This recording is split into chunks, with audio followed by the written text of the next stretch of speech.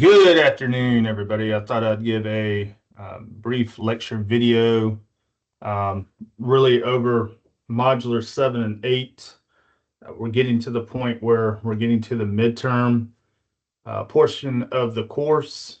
Um, I have emailed some and put up some information in the announcement pages relating to the Respondus lockdown browser and some information recently about SA3, which will be our midterm, the extended definition essay. We will talk a little bit more about that, about Respondus, about where to go find some of this stuff. Um, just to give you some background with Respondus, because you're taking a online course and it's 100% online, we have to at least offer or provide one Respondus event. Um, some instructors may do more than that, but everybody that's doing 100% online courses have to have at least one Respondus graded event. Sometimes it's the final exam, sometimes it's the midterm, sometimes it's a bigger project, or it could be something as small as a quiz or something of that nature. But we have to provide that. If you have multiple classes that deal strictly 100% online, then you're probably going to have a Respondus event for that particular class before the semester is over if you haven't already. Now, again, it's up to the instructor uh, when to offer the Respondus, how many to offer, that type deal. Generally, I just offer the one, and sometimes I flip it. Sometimes I have it at final exams. Sometimes I just have it at midterm just because it's a little easier, not as hectic when you're trying to get in the research paper or deal with other final exams and other courses. So for ours, it's going to happen during modular 7 and 8. Today is the 17th of June.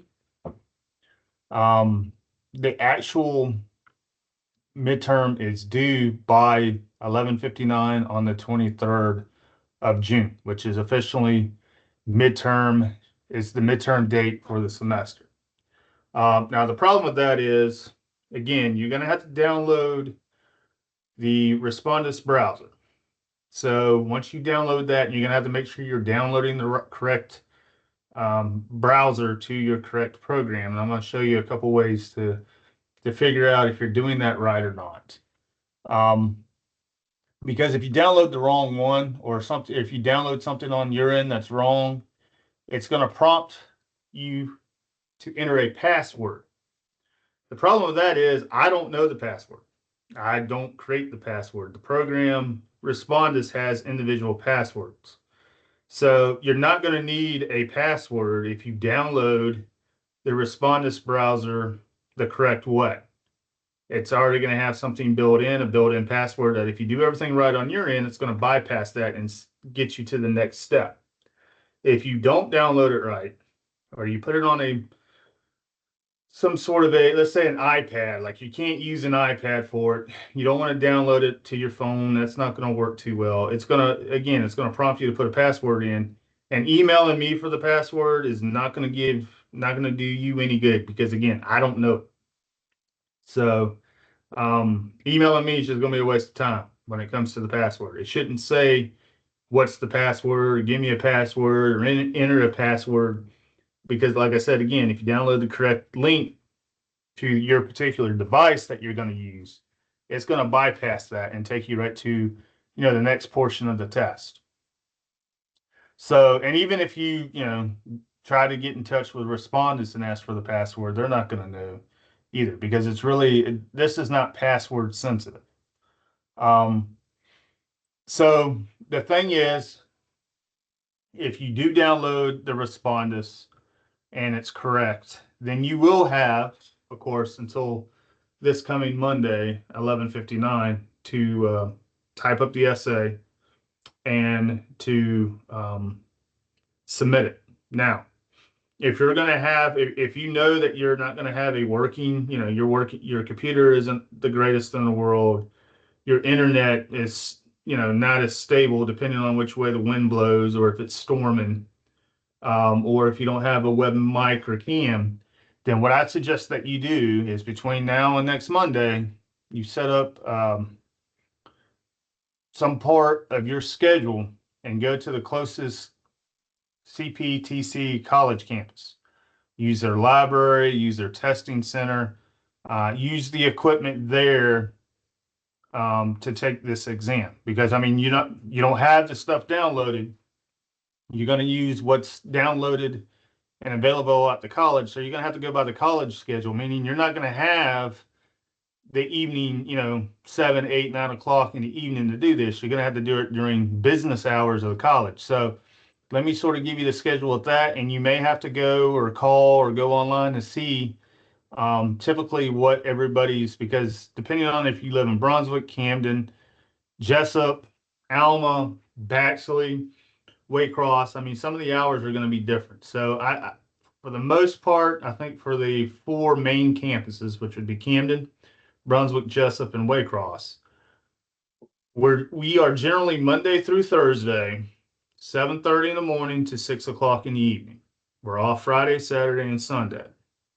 So if you were planning on doing this on a Friday, Saturday, or Sunday and thinking you can go to the college and take it, you're wrong. You're not going to be able to do it.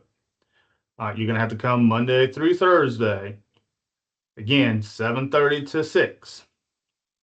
I would recommend getting to the college in a relatively, I would say earlier. I don't know if I'd wait so much later in the day just because it could be busy. Other people may be trying to take their Respondus exams. I mean, obviously, if you work or something, you're going to have to let your job know that you're going to need some time.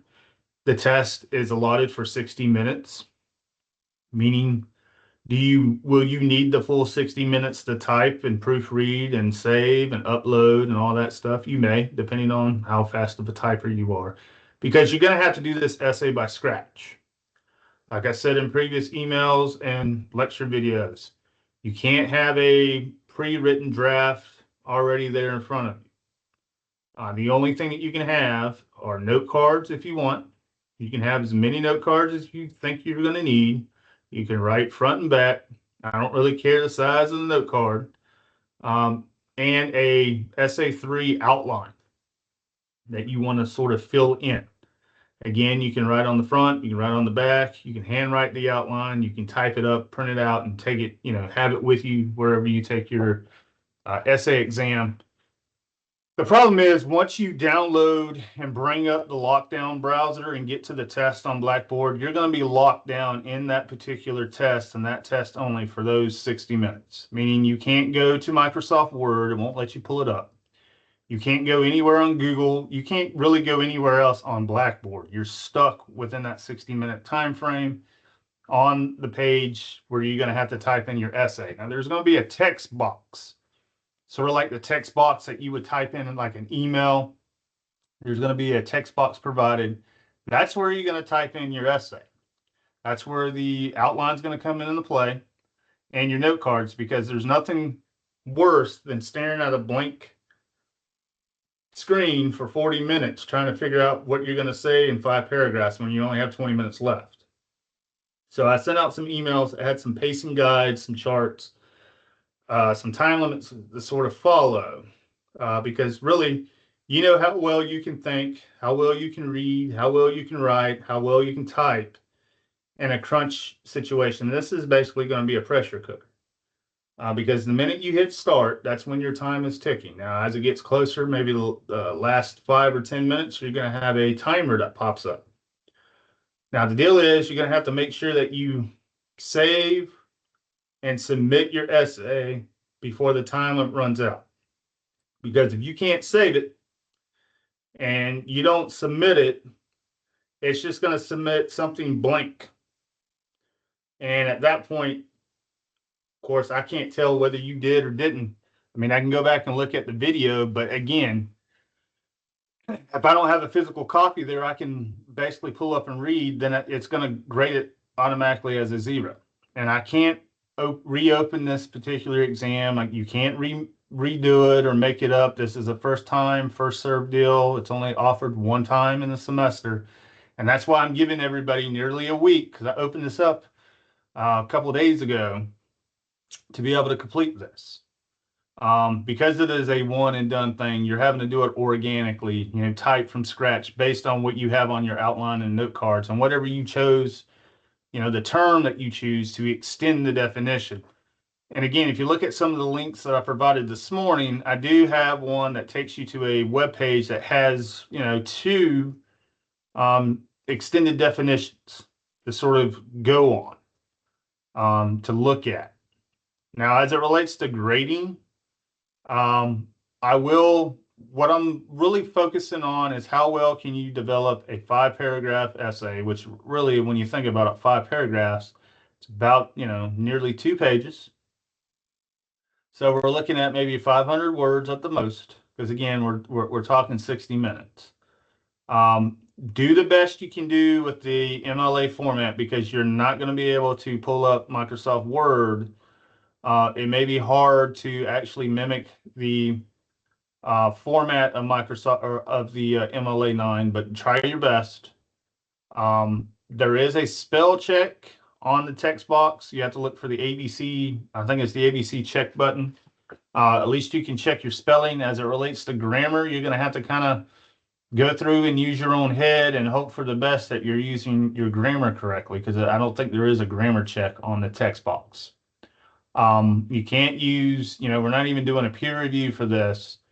You can't use tutor.com. You can't send me a draft because, like I said, you're not really supposed to have a draft. Now, like I said in the email, if you have an outline that you want me to look at, or you want to take a snap or screenshot of your note cards, and if they're big enough and legible enough that I can read, you can send that stuff before you take the test. I can kind of give you general indication, yes, you can use this, or no, you can't, or maybe you could put a little bit more, on this particular note card or outline, whatever you want to do. I don't mind that. Just kind of keep in mind, once you hit start, you have to finish the essay within that 60-minute period.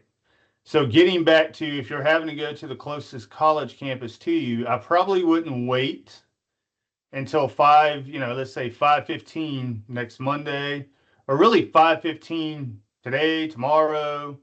College is going to be closed for Thursday due to Juneteenth. So you really either have today, tomorrow, or Monday, unless you decide to sort of take this at your own convenience because you downloaded Respondus correctly. I wouldn't show up to the college to try to take this at 5:15, knowing they're going to close in 45 minutes. Why? Well, because you're granted an hour, but you didn't show up to the testing site to start taking the test until 15 minutes after 5, knowing that they're going to close at 6. So unless you can type really fast, meaning get it done within 30 minutes, and then take whatever time is remaining, which at that time, if you take 30 minutes at 5:15, it's 5:45, so you only have 15 minutes to get everything done. I wouldn't wait to, 5 o'clock, 5:15. I would say, because you're going to need an hour, I would at least try to get to the testing site by 4. That way, that would give you 2 hours in case there's something going on. An hour to drive. You'd probably want to leave about 3, depending on where you're at, 2, to give you an hour to drive, and of course, an hour back. So you just want to make sure that you're planning accordingly, and you don't get into a situation where, hey, I started this thing at 5:30. The college is going to close at 6. I only have 30 minutes. Can I produce 5-paragraph essay in 30 minutes? And a lot of folks can't. So there's going to be a couple things I'm going to know, whether you are using a draft already. I mean, obviously, if you open the test and submit a draft within the first 10 or 15 minutes, I know something is up, because nobody can type 2 pages that looks halfway decent in 15 minutes. I can't do it. A lot of folks can't do it. So in the past, when we did these, and I've been doing Respondus for, a number of years now, it seems like most folks need at least 35 to 40 minutes to actually type the 5-paragraph essay. And then they take the remaining bit of time to proofread, edit, spell, grammar check, save, and upload. So, I mean, If you can type the essay and do all that stuff within a 40-minute period, more power to you. Most folks are usually submitting this stuff 45 minutes in, 55 minutes in, sometimes up to the very last 59.58 seconds or whatever it is. Again, this is a big chunk of your grade. I think it's like 17% of your grade. I'm looking at big ideas. I'm looking at, are there 5 paragraphs? Is there an introduction with a hook, with a thesis statement at the end of that, or introduction paragraph? Does the student have 3 body paragraphs? Is there a conclusion paragraph? So I'm looking at big ideas. Does it flow? Is it actually doing what an extended definition essay needs to do? Meaning it goes beyond the Webster dictionary. You can provide a little bit of context and background and history using a Webster's dictionary, but I'm not looking for another Webster's dictionary. I'm looking at your personal extended dictionary definition of this word per se, depending on whatever the word choice you're going to pick from that list. So kind of keep that in mind. Make sure that when you are taking this, that you're in a room that is relatively quiet and not a lot of noise. You don't have a lot of people running in and out. You don't have the radio or TV blaring. You don't have a bunch of stuff on your wall that looks like it could be, you could have wrote a message or something on it. You don't have people hiding behind a wall, a table, a chair. Pretty much what they're going to do is they're probably going to ask you to take your camera and take it around the room 360. It's probably going to want to look at your notes, your note cards, your outlines, that type of deal. It may want to look at your screen. At some point, if you get a green check on that, it's going to take you to probably the next screen, which is going to deal with taking a live picture. They're going to need your camera on, and they're going to need to see your pretty face so they can take a snapshot of that picture. And then at some point, you're going to need to have a Coastal Pines student ID or a driver's license or something that has your face on it and your name first and last, so they can take a snapshot of that and sort of compare it. Because if it looks different, if it looks like somebody else is sort of taking the exam for you, it will flag it. It will record it because everything's going to be recorded. That's why you need to have your camera and your mic on at all times. If you do not have it on at all times, if we can't hear or see you, it will flag it, record it, and sometimes it will just shut down and just give you an automatic 0 with no way to go back and redo it. Because once you open it up, that's it. You got to take it then and there. If you get up to go take a break, to go to the bathroom, to go get something to drink, keep in mind your time is still ticking. So it doesn't pause just because you want to get up and go to the bathroom. That's why I say you want to get all the, whatever drinks you need to do, whatever food you need to do, whatever cleaning, bathroom, whatever that case may be. You want to have 60 minutes clutter-free of all the, external stuff. Be careful about wearing hats or hoods. I know it's during the summer, you may not need to do so much of the hoodie so much, but some folks, when they wear the cap, baseball caps, sometimes they see an emblem or something and think that's something going on, and they will, flag you for it. So I don't want you to get flagged for something, even if you have like a baseball cap on that says the Atlanta Braves. The symbol of the Atlanta Braves may get flagged as something that's being religious symbol or something of that nature, and they will flag it. So just don't get yourself put in a position where you have a whole bunch of flags on your video. Because at times I will be able to come in and look and see what's going on. You won't know that I'm there. You can't hear me. I can see and hear you. Just like the proctor, you're not going to know that the proctor's there, but he's there or she's there. They can hear and see you. Sometimes they may comment on what's going on and get on their mic if they look at and see something that's not right. But at the most part, I generally look at these. I really look at them when I see a list of flags. Because if it looks like it's cheating or something going on, then of course I have to address it. So let's look at our actual Blackboard page, and I'm going to show you where you can find a lot of this stuff at as it relates to Respondus. So if you look here, we're at the main page. If you go down to where it says welcome, click here to start. Click on that, go all the way down. Notice this is tutor.com. You can kind of use that for other essays. You should have been able to use that for essay 1 and essay 2. You're going to be able to use that for the proposal, the annotated bib, and the research paper still to come. That's been there since we started the summer semester, and it's been live. Library and live chat, we're going to talk a little bit more about that as it gets closer to July, when we are talking about the research paper. But if you go all the way down, it's going to say Respondus Lockdown Browser and Monitor. So again, this has been available since we started the first week. You click here, and it's going to give you a couple things, right? Respondus for Windows, Respondus for Mac, Respondus for Chromebook. This is going to tell you what you need to go as it relates to downloading it. So if you plan on using Chromebook, you need to go here and go through this process. Go through this video, watch this video to show you. So we're going to look at this one real quick. This is for the Chromebook. Installing Lockdown Browser on Chromebook. To install Lockdown Browser, start the Chrome browser on your Chromebook. Go to the unique download link provided by your school. You will be redirected to the Chrome Web Store, where you can add the extension to the Chrome browser.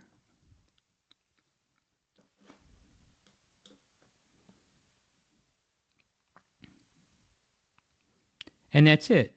You're now ready to take your exam in your school's LMS with the Lockdown Browser for Chromebook. So that's for Chromebook, right? If you're using Chrome. So again, it's important that you download the right Lockdown Respondus browser to whatever device that you're going to be using. So if you're using Chromebook, you need to download the one for Chromebook. You can't mix and match. You can't download the Chromebook for the one for Mac. It's not going to work. It's going to prompt you for that password, which again, I have no control over. I don't know the password. So again, if you go here, it gives you some information about Windows, right? It gives you the link. It gives you sort of the access. So you might want to go and look at that as it relates to Windows. It gives you the information for the Mac. Again, a link, download. So you might want to look at, make sure that you're reading these instructions fully so you're doing the right thing on your end. If you go here, this is sort of the introduction video we'll watch. If you're watching this, you're probably required to use Respondus Lockdown Browser for an online exam. Lockdown Browser is a different kind of browser. While taking an exam, you can't print, use other applications, visit other websites, you can't even search the internet for answers. I know, it takes all the fun out of online tests. But here's the good thing. Your classmates can't do those things either, so it's just your brain against their brain. A level playing field. Your instructor will provide a link for downloading and installing Lockdown Browser. When you start it, Lockdown Browser might warn you that certain applications have to be shut down before you continue, like screen capture programs, instant messaging, Skype, pretty much anything that lets you communicate with the outside world. You can close those applications yourself or let Lockdown Browser do it for you. The browser will then go to the login page for your online course. Log in like you normally do and locate the exam that requires Lockdown Browser. Remember, after the exam starts, you won't be able to do other things on your computer until you finish the exam. When you're done, just exit Lockdown Browser and you'll be all set. Your instructor might also require you to use a webcam with Lockdown Browser. This part is sometimes called Respondus Monitor, but just think of it as a webcam for Lockdown Browser. The nice thing about the webcam feature is that it lets you take exams from the comfort of your own home, or from the other side of the world. Plus, you can take exams at any time of the day or night. The webcam will record what happens during the exam, and the instructor can review it afterward. So, if an exam requires you to use Lockdown Browser and a webcam, just start Lockdown Browser and locate the exam. Before the exam starts, you'll be guided through a check to make sure your webcam is running properly. Additional steps might also be required by your instructor, such as showing your ID or taking a video of your surrounding area.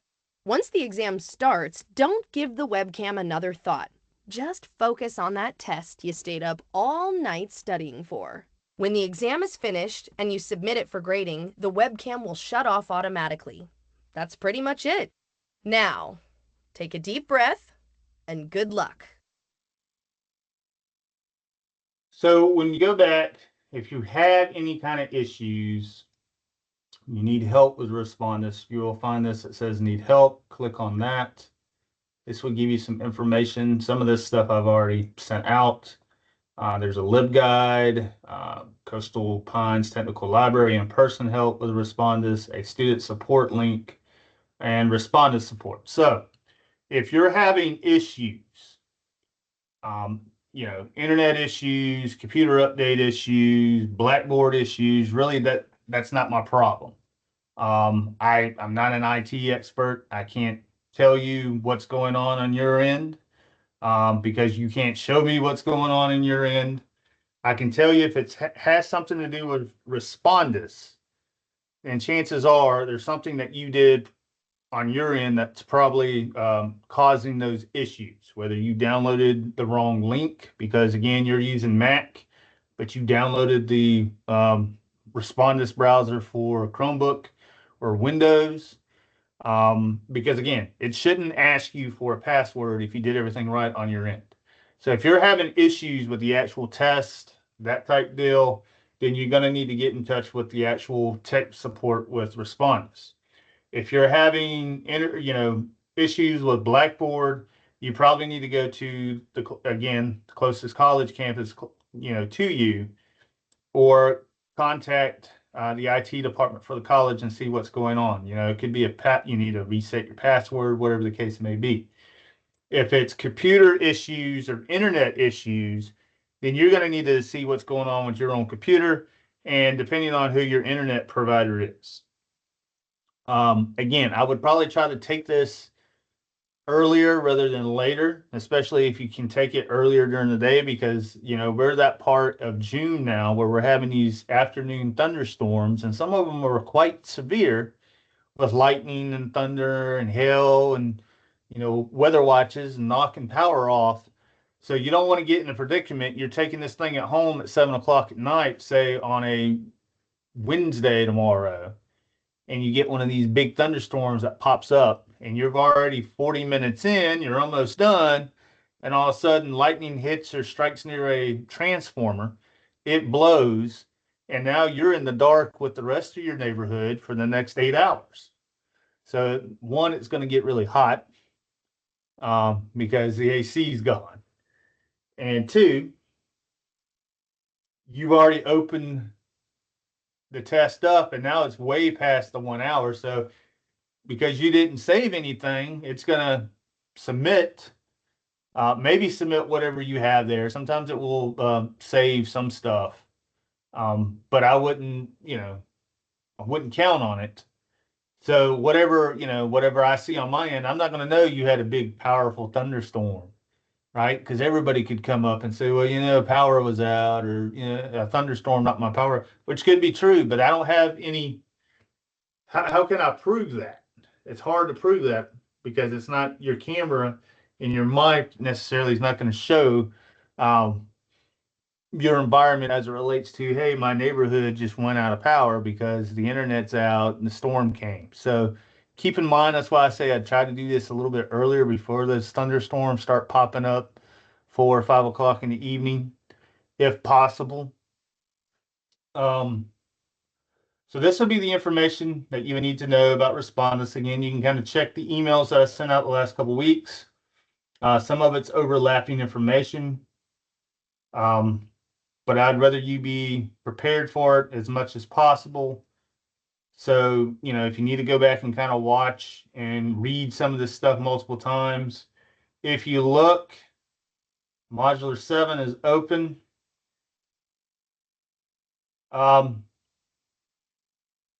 Now, real quick, I know some of y'all have emailed me about it already. about your ads, right, for SA2, the comparative contrast, rhetorical analysis. Going back and actually looking at my instructions, I don't think I was very clear that you needed to have images, screenshots of your ads or PSA announcements in your paper. It does make it a little easier if you do have those in there, especially, either up front or as an appendix page. Um, so what I'm thinking about doing, because it's not fair to punish everybody, some of y'all did do that. I mean, if you sent me individual drafts via email, or if I was able to get to your draft on the peer review, I kind of let you know about sort of doing that. But I'm not necessarily going to take off points since it's more or less my mistake on that part because I didn't really, promote it as much in the actual assignment sheet because I thought it was already there. And like I said, going back, I read it. It doesn't really look like it's mentioned. I will use whatever you have on the reference page or the works cited page as a way to look up your ad or your video or whatever. So I'm hoping whatever you have on your reference or your works cited page works, because otherwise, if I can't pull that up, then that's where the problems are going to come in. And really, you needed to, if you had a image or a screenshot, sort of cite that image and screenshot. And I think I sent out some hyperlinks to that a couple of days ago that shows that. So I'm going to leave the SA2 Dropbox open. I think it's open until midnight tonight if you want to do an appendix page. I think a couple people already have. If you get to it, great. If you can do that. If not, again, as long as your works cited page has the information I need to look up to see these screenshots or pictures or videos, then for our purposes now, because of time and everything, you don't necessarily have to worry about providing the images or pictures for that particular, those ads or PSAs. If you go down to the modular 8, the midterm, that's where you're going to find the topics. Click here. And there's going to be some info here about SA3, which is going to be your midterm. Basically, what I sort of talked about as it relates to the 1 hour time limit, what you can bring, what you can't bring. This is going to be the grading criteria. So this is what I'm going to use to sort of grade this particular essay. This is sort of the topics. You got to choose one of these 5 words to write your extended definition essay on. Courage. How does quiet everyday bravery differ from heroic acts? Success. What does it truly mean to be successful beyond money or status? Identity. How do personal experiences shape individual identity? Resilience. What separates true resilience from mere endurance? Integrity. How is personal integrity demonstrated in daily life? So again, what I'm looking for is about a 5-paragraph essay, because usually 5 paragraphs, about 2 pages is suffice in a 1 hour timed essay. So you're going to take one of those words and sort of extend the definition, go beyond what Webster says about it, right? Use your personal connection to that word to help you extend. So body paragraph 1 is going to be sort of the start of that extended definition. Body paragraph 2 is going to sort of pick up where body paragraph 1 left off. So you're extending it.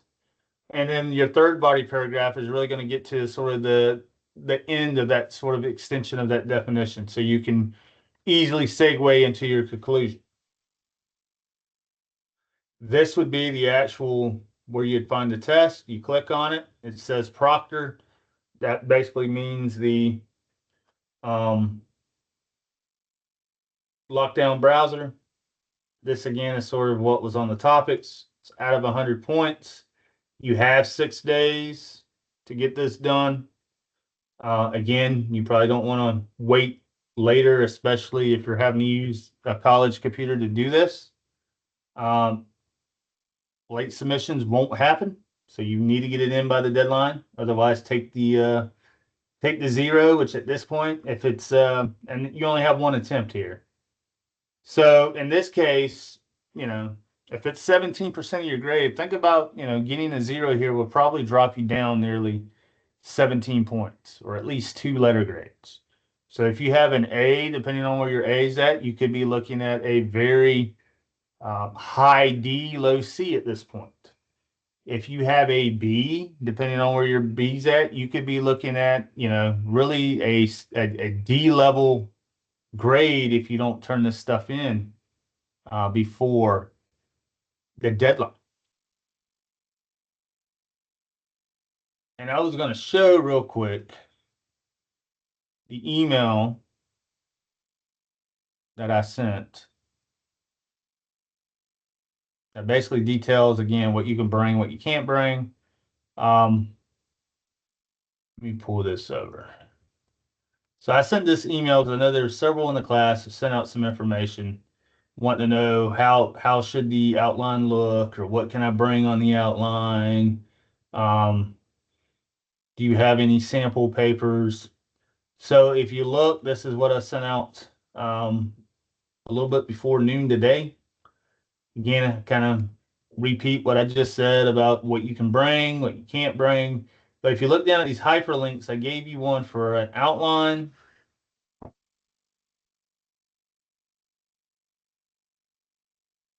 Again, you might want to go through this a little bit more because it talks a little bit additional about what a definition essay is. It may give you a little bit more insight into it than our e-text does. But then I give you what an outline looks like. So this is one outline, right? You can kind of use introduction, attention getter, a couple sentences, and you have your B, which would be your thesis statement. You can write your thesis statement out. You can provide examples or topic sentences and concluding sentences either on your outline or on your note cards. Here's your body, right? You're probably going to have 3 body paragraphs. So background information, A, this could be, extended to definition 1, B, point, extended definition 2, C, extended definition 3. Here they have at least, it looks like their paragraphs are a little bit more. They have about 4 paragraphs here. Then they have the introduction, which is the 5. So this particular outline conclusion would be 6. We're looking at a 6 paragraph essay for this first particular outline. But if you look, there's a couple more. I think here's another outline that sort of fills this stuff out. So you might want to go through and look here to see how these outlines are set up and see which one's going to be a good fit depending on your particular topic. If you go here, this is going to take you to a web page. Now, granted, the sample ones on here are probably from students that had time, right? They had a little bit more time, maybe a couple weeks to write some of these. This goes through a little bit more detail about what you should have in your introduction, what you should have in your body paragraphs, conclusion, a lot of stuff, same stuff that you needed in essay 1 and 2, thesis statement, topic sentences. Think about denotation and connotation of your word. So some of these hyperlinks you might want to click on and see if you can have any, get some notes off of. Here's one about Wi-Fi. So it says there are basically 2 types of definition essays. They can define concrete concepts or abstract concepts. So pretty much what you're looking at was the words that I have for a choice. Those are going to be a little bit more abstract wise. So if you look here, this sort of shows you what one particular example of a extended definition would be. So if you look 1, 2, 3, 4, 5, this is about a 5-paragraph essay. And then if you scroll on down, it gives you one on bravery, which I think is one of our terms. And you can kind of go, looking at this is more or less an abstract.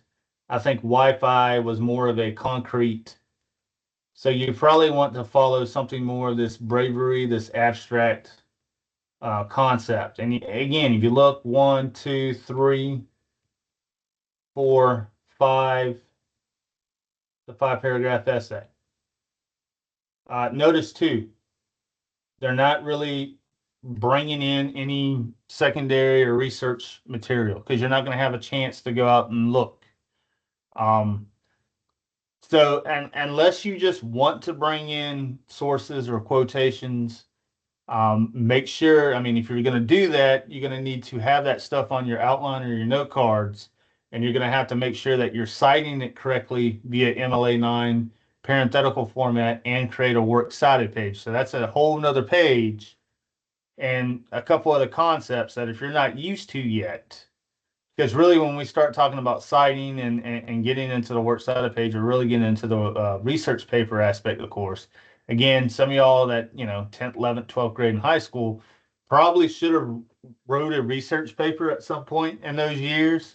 So you probably are familiar with citations, at least I hope you are. I mean, again, I'm gonna let that be up to you. Whether you want to cite stuff in this, you don't have to, as you've seen on these two particular examples that don't have a works cited page, don't have any footnotes or quotations or anything like that. It's just basically using your own head to extend that definition. So you want to do that in a way that makes sense, that I can follow the flow. Now, again, does that mean you shouldn't have, you can have as many grammar and spelling mistakes and all that stuff? No, you still want to go back and proofread your work. I mean, spell check is going to be on that that text box. So if you're not checking for spelling, then I guess you're just kind of lazy at that point, because that should be something that nobody has points taken away from, because spell check is pretty much built into every sort of program we use now, from Microsoft Word to email to your phone. When it comes to grammar, being that you're only going to have 60 minutes, I will give a little bit of leeway on that.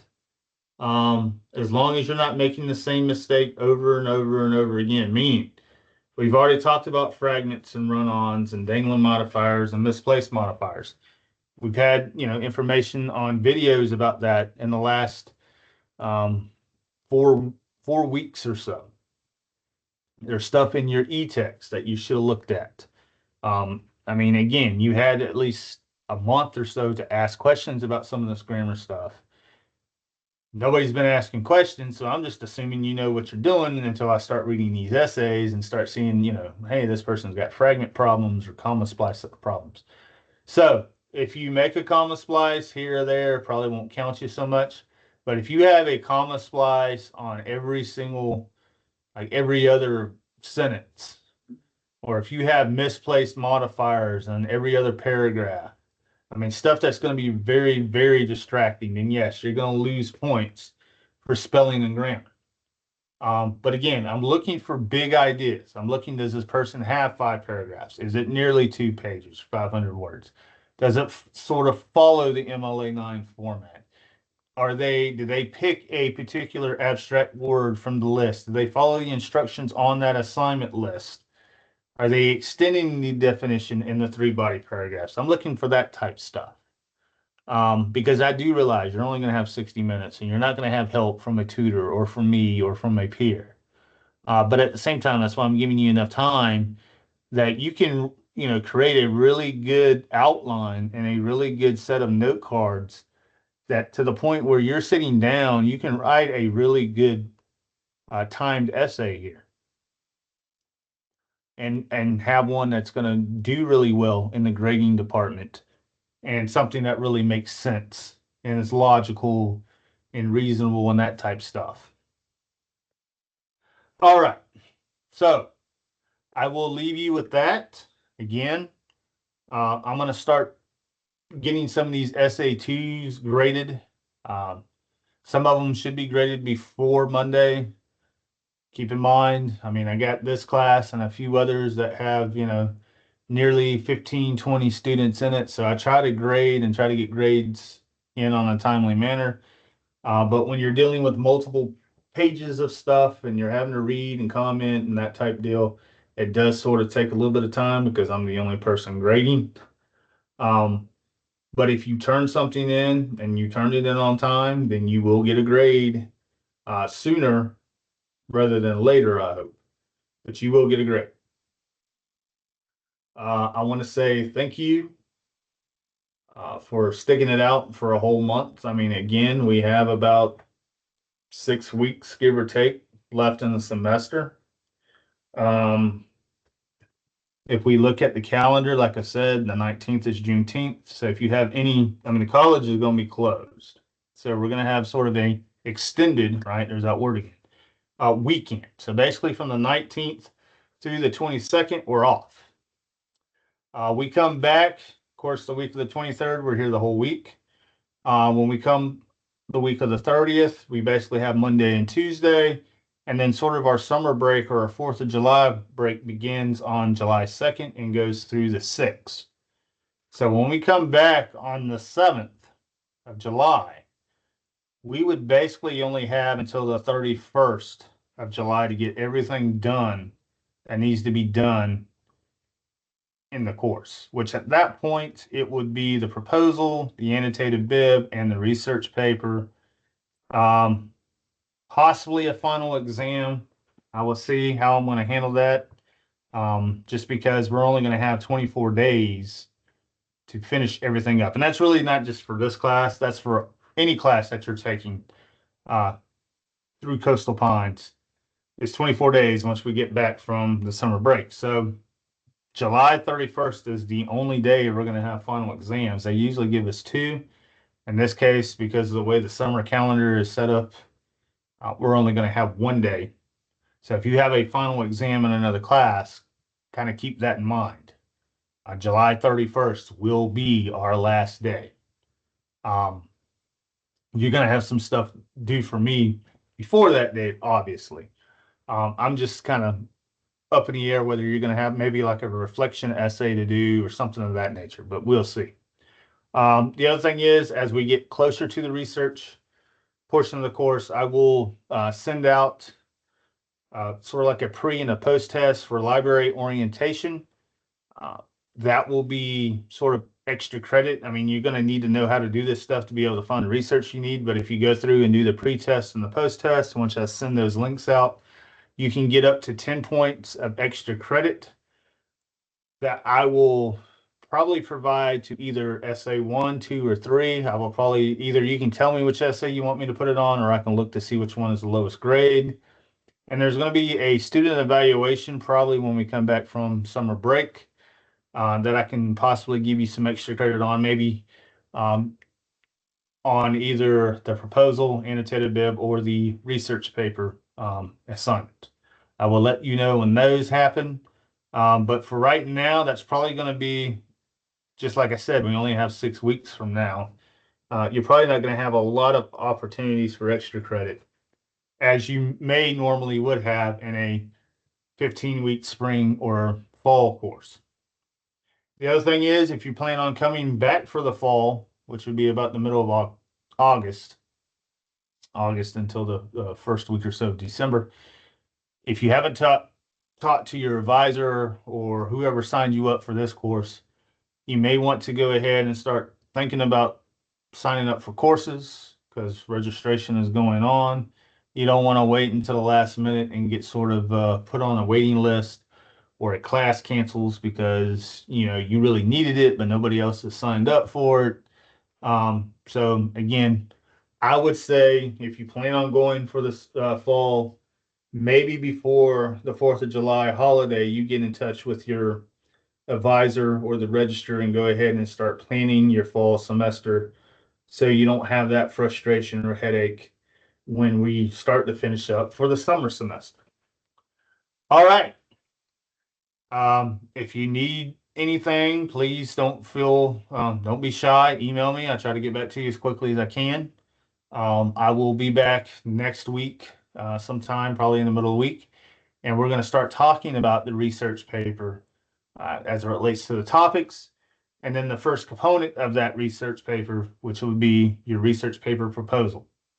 So I hope everybody has a good rest of your week. Enjoy the extended I wouldn't say holiday. I guess it is a holiday, but it's a extended weekend that hopefully you can get some stuff done, regroup, whatever the case may be.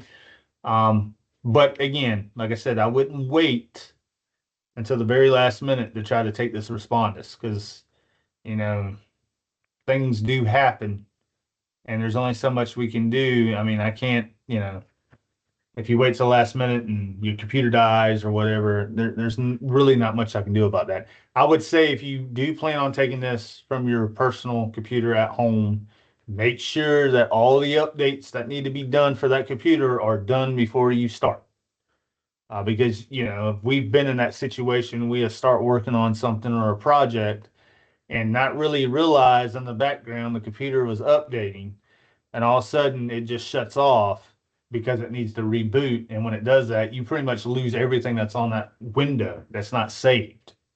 And if that happens while you're in Blackboard, it basically just locked you out or logged you out, and it's going to send whatever, you know, if you saved anything, it's just going to send whatever it has there because you only have that one attempt, right? So it's not going to let you back in. All right, enough of me. Have a good rest of your week. Good luck on your midterms if you have any more midterms besides me, and good luck with you know, SA3 here. Take care.